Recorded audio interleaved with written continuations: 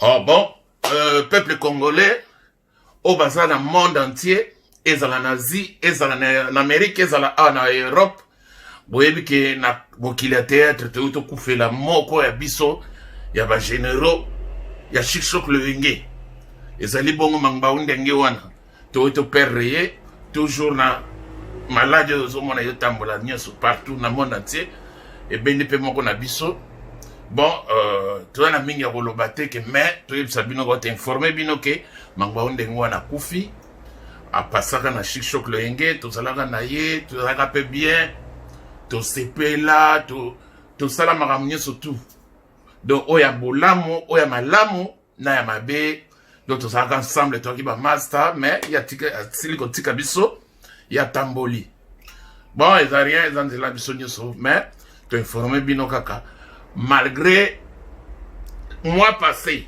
touta okufisa moko na biso nyam Willy nyam oyo azalaka acteur ya liboso ya Chic-Choc Loenge Chic-Choc Loenge la sala kabo acteur ya liboso nyam après nyam nde toye kozwa ba vika ba mundu eri ba nani mwa batu baye ba baba ba gaou tout baliki na Chic-Choc Loenge sikonde pena toye kokufisa moko ya ba généraux mangbawu ndenge wana donc ma trop malgré babiloba na ye mais tant que père de la nation na limbisiye que son âme repose en paix nayebisika bakongolais ke tokufisi ndenge ade nazoloba awa donc tokufisi moko bagénéraux donc mangbawu ndenge wana père son âme merci. Oh bon, peuple congolais au bazar dans le monde entier et en Asie, et en Amérique, et en Europe, boyebi ke na bokili ya théâtre toyuti okufela moko ya biso ya bagénéraux ya Chic-Choc Loenge ezali bongo mangbawu ndenge wana toyuti operdre ye toujours na maladi oyo ozomona ezotambola nyonso partout na monde entier ebendi mpe moko na biso bon toza na mingi ya koloba te ke mais toyebisa bino kote informe bino ke mangbawu ndenge wana akufi apasaka na Chic-Choc Loenge tozalaka na ye tozalaka mpe bien tosepela tosala makambo nyonso tu donc oya bolamu oya malamu na ya mabe donc tozalaka ensemble toki ba master mais ya sili kotika biso ya tamboli bon eza rien eza nzela biso nyonso mais to informe bino kaka malgré mois passé touta okufisa moko na biso nyam Willy nyam oyo azalaka acteur ya liboso ya Chic-Choc Loenge Chic-Choc Loenge la sala kabo acteur ya liboso nyam après nyam nde toye kozwa ba vika ba mundu eri ba nani mwa batu baye ba baba ba gaou tout baliki na Chic-Choc Loenge sikonde pena toye kokufisa moko ya ba généraux mangbawu ndenge wana donc ma trop malgré babiloba na ye mais tant que père de la nation na limbisiye que son âme repose en paix nayebisika bakongolais ke tokufisi ndenge ade nazoloba awa donc tokufisi moko bagénéraux donc mangbawu ndenge wana père son âme merci.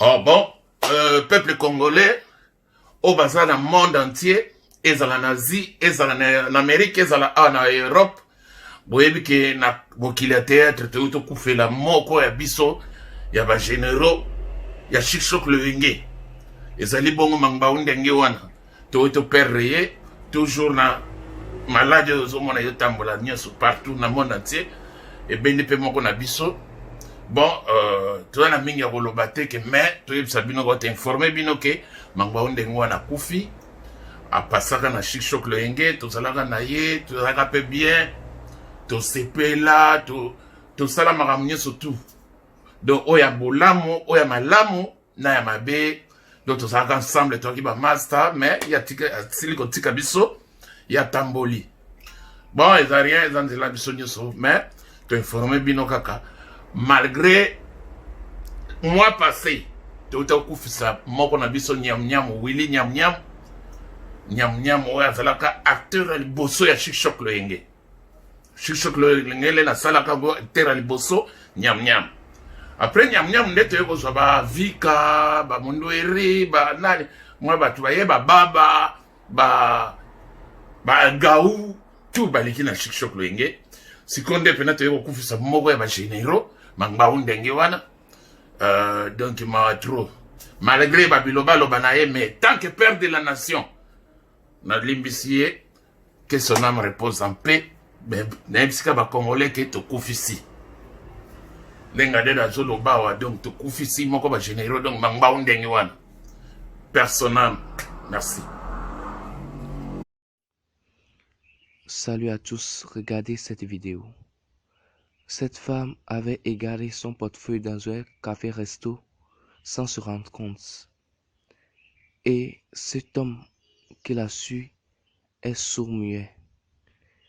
Il ne pouvait pas appeler la femme à cause de son handicap et il a été obligé de suivre la femme. La femme, se sentant menacée, commença par courir comme si l'homme voulait l'attaquer. Elle courait et l'homme aussi était à sa suite. Elle courait, elle était essoufflée au point qu'elle perdait espoir. Elle criait au secours, secours, secours.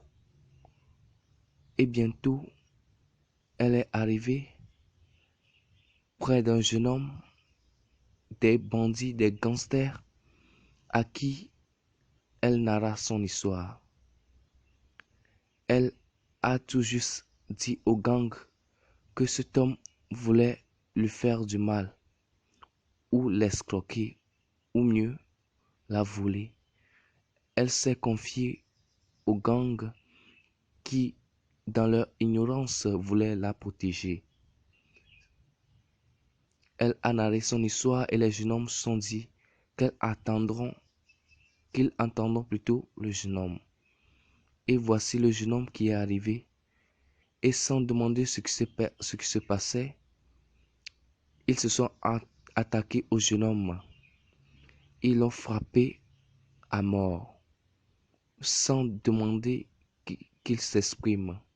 Ils l'ont frappé, ils l'ont frappé, ils l'ont frappé sous les yeux de la dame. Ils l'ont frappé à mort jusqu'à ce qu'un inconnu ne vienne à son secours parce qu'il était proche de la mort. L'inconnu a réussi à les dégager. L'inconnu a réussi à sauver de presque la vie du jeune homme. Et le jeune homme s'étant relevé, en sang, désespéré, ne sachant quoi dire, l'homme a demandé explication à la femme de ce qui se passait. Et c'est alors que le jeune homme, sourd-muet qu'il est, a commencé par... C'est là que le jeune homme narra son histoire et dit à tout l'entourage que c'est comme ça la femme a oublié son portefeuille. Étonné, ils se sentaient tellement coupables qu'ils ont été obligés de supplier le jeune homme. La femme, ne sachant quoi faire, s'est mise à genoux pour supplier le jeune homme ainsi que les gangs. Mais l'irréparable était fait. L'homme leva les yeux au ciel et, en voulant partir, tomba et rendit l'âme. Pour nous dire que dans cette vie, il faudra être patient. La patience est un chemin d'or. Bien sûr que la femme se sentait menacée, mais elle pouvait du moins se patienter pour voir ce que le jeune homme avait à dire, pour voir si réellement le jeune homme était un malfaiteur ou pas. Et voilà, qu'ils ont tué un jeune homme, un pauvre innocent, un bienfaiteur. C'était trop tard. Dans la vie, soyez patient, car la patience ne tombe jamais. La patience est un chemin d'or. À plus.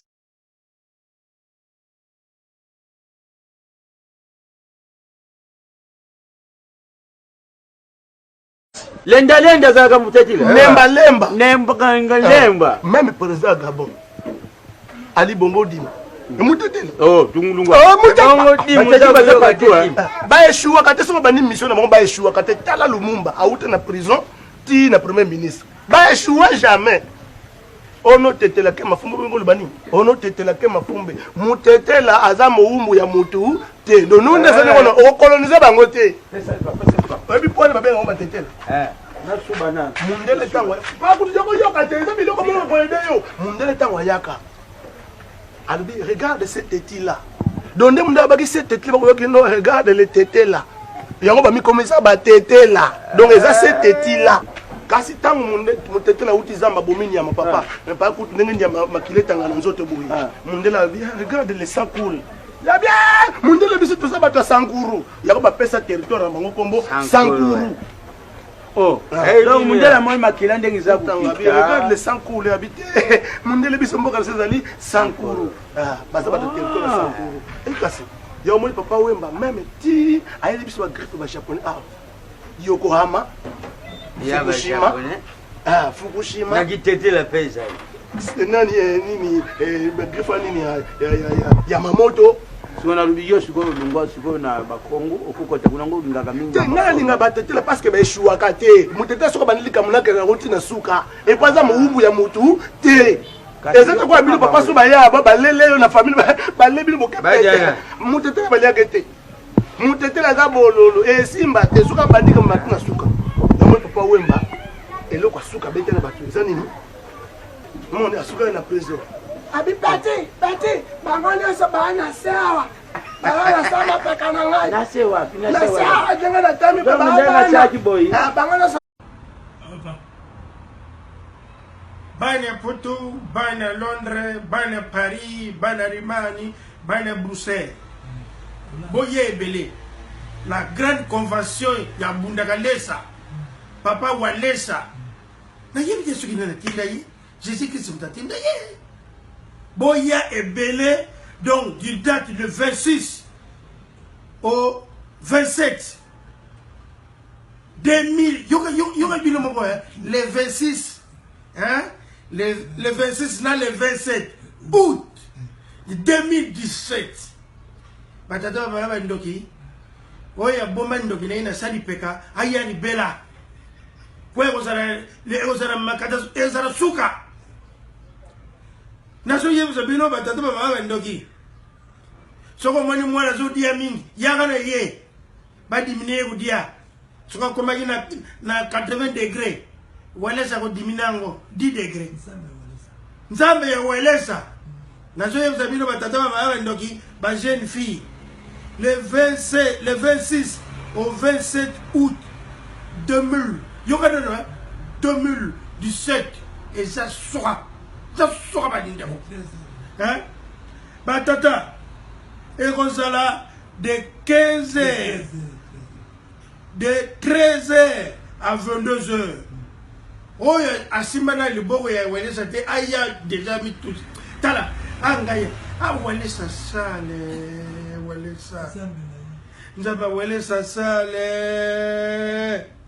Boya epele Kabunda Galesa a Rosala le 26 ou le 27 août 2017 na Ordok hein Pirman na Paris na Aubervilliers Oye Belé Jésus-Christ yemoko ko yawana Jésus-Christ ko ya avant ouais retard akuta na nzambe te Jésus-Christ a kozala wana déjà à partir ya 7 heures Jésus-Christ c'est ailleurs déjà oya kuzanga etariyo nzamba weres asale